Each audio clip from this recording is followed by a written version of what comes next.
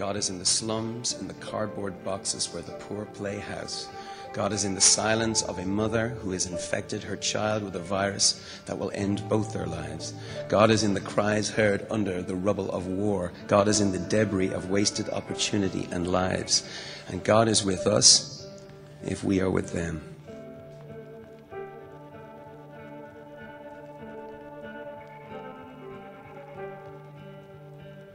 I was born in Mexico. My family was very poor. They smuggled me across the border.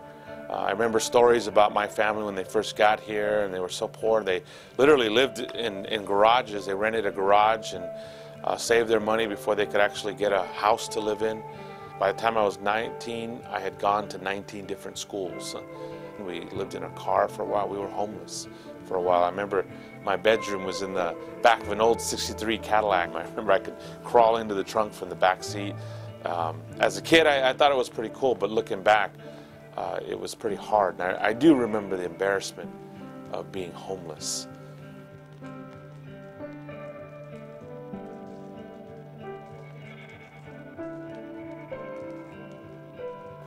I remember pinching pennies, looking for change so we could get something to eat. There were times where we lived day by day, just getting something to eat and getting by. I also saw a lot of violence growing up. I saw a lot of the violence of poverty. By the time I was 10, I'd seen 9 different people killed. My little brother, 2 years younger than me, was killed right in front of me. My grandmother died when she was taking care of me. My aunt who lived with us. My uncle, who was like a father to me, was stabbed to death. And later on in life, my father was killed, shot to death by my mother. And then my mother committed suicide. She killed herself. So I'm certainly no stranger to poverty, the violence of poverty. There was a lot of anger in my heart. There was a lot of turmoil inside me. And by the time I got to college, which was in itself a miracle, I was very militant. I was an angry young man. I became an activist, a political activist, organizing things, marching, protesting. I wanted to change the world. I wanted to make the world better. But even that got to a point where I got very disillusioned and tired of it. It just wasn't really making a difference the way I had hoped.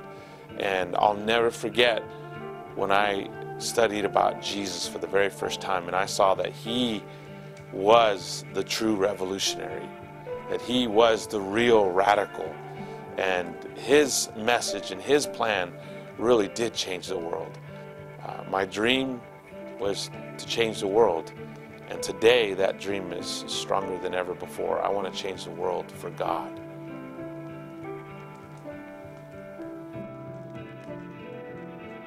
Gandhi once said, there are people in the world so hungry that God cannot appear to them except in the form of bread. And I think it's too easy to say, why doesn't somebody else do this? Why doesn't somebody, let someone else help the poor. Let somebody else feed the hungry. Even as religious people, even as spiritual people, it's too easy to cross to the other side, like the Levi or like the priest. It's too easy to be in a hurry, to be in a rush, to be busy with our own lives and our own things to do, than to stop and really love our neighbors.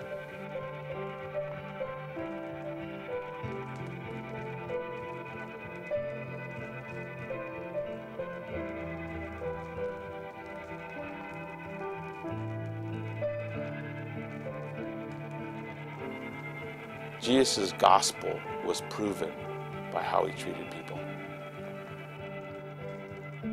He didn't just preach. He fed, he clothed, he healed, he touched, he cared for people. God is love. He's the God who rescues. He's the God who listens. He's the God who hears our prayers every day, every moment, no matter where we are, no matter what country, no matter what place we are. He's the God who feeds the hungry and clothes the naked and takes care of the poor. Therefore, we should be like him. In Luke 9, the apostles come to Jesus and they say, there's too many people, there's not enough food, send them away. And Jesus says, you give them something to eat.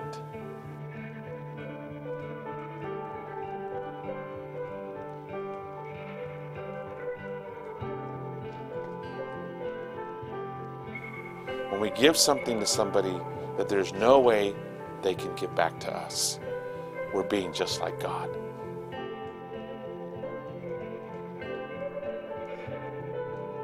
It's amazing that the Apostle Paul, when he went back to Jerusalem to make sure that he was on the same page as the other apostles, and the one instruction they gave him when he asked them, what should I be doing? They asked him to remember the poor. It's the one thing they wanted to make sure he was doing. And you remember what his response is? That was the very thing I was eager to do. I don't know that we think that way anymore. I don't know that's necessarily what we think of when we think of preaching the gospel as also remembering the poor. If we were sending somebody to another country to preach the gospel, that we wouldn't necessarily say, don't forget to help the poor.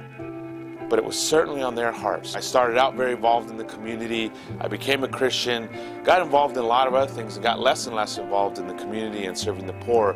And now I'm getting more and more involved again as part of preaching the gospel, as part of advancing the kingdom of God.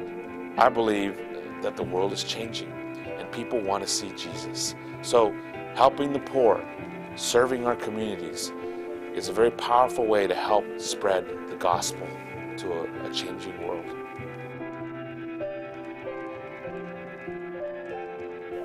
When we give to the poor who can't give back to us, when we take care of orphans, when we take care of widows, when we take care of the hungry, when we take care of the victims, we're being just like God.